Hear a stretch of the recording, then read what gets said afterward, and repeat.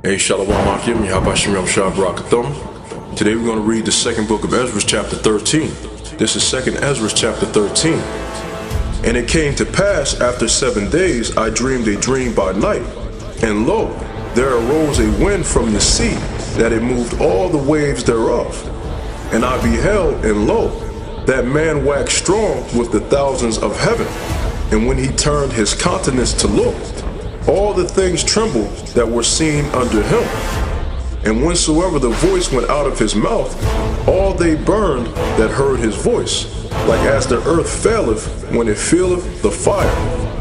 And after this I beheld, and lo, there was gathered together a multitude of men out of number from the four winds of the heaven, to subdue the man that came out of the sea.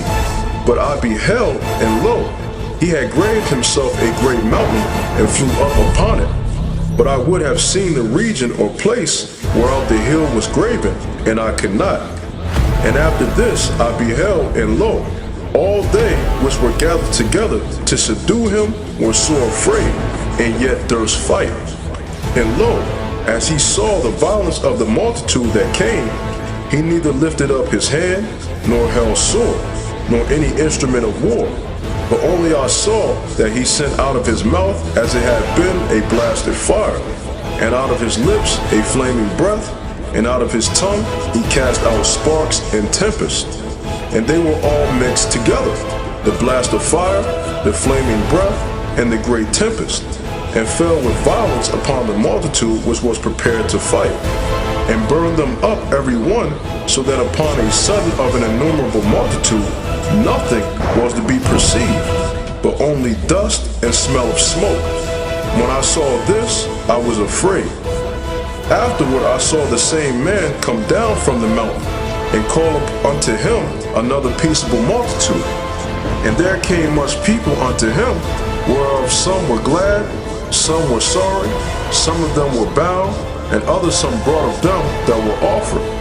Then was I sick through great fear, and I awaked and said, Thou hast shewed thy servant these wonders from the beginning, and hast counted me worthy that thou shouldest receive my prayer. Shew me now yet the interpretation of this dream.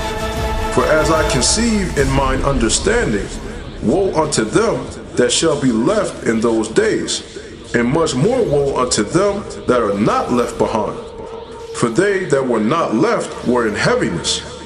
Now understand I the things that are laid up in the latter days, which shall happen unto them, and to those that are left behind. Therefore are they come into great perils, and many necessities, like as these dreams declare. Yet is it easier for him that is in danger to come into these things, than to pass away as a cloud out of the world, and not to see the things that happen in the last days. And he answered unto me and said, The interpretation of the vision shall I shew thee, and I will open unto thee the thing that thou hast required.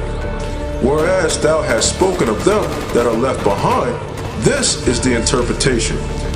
He that shall endure the peril in that time hath kept himself. They that be fallen into danger are such as have works and faith toward the Almighty. Know this therefore, that they which be left behind are more blessed than they that be dead. This is the meaning of the vision. Whereas thou sawest a man coming up from the midst of the sea, the same is he whom Yahweh the highest hath kept a great season, which by his own self shall deliver his creature, and he shall order them that are left behind.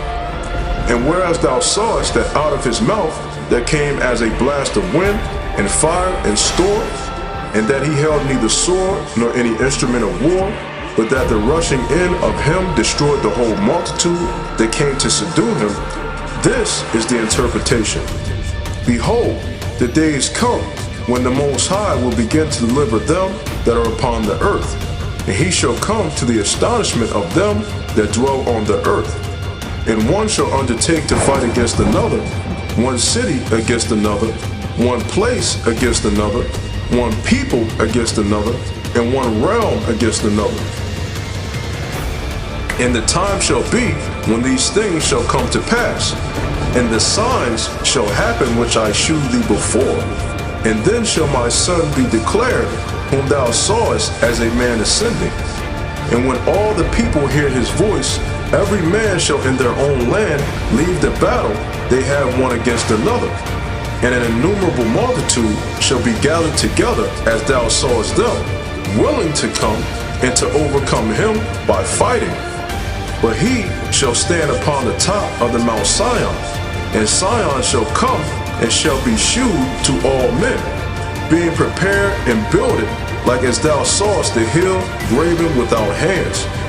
And this my son shall rebuke the wicked inventions of those nations, which for their wicked life are fallen into the tempest, and shall lay before them their evil thoughts, and the torments wherewith they shall begin to be tormented, which are like unto a flame, and he shall destroy them without labor by the law which is like unto fire.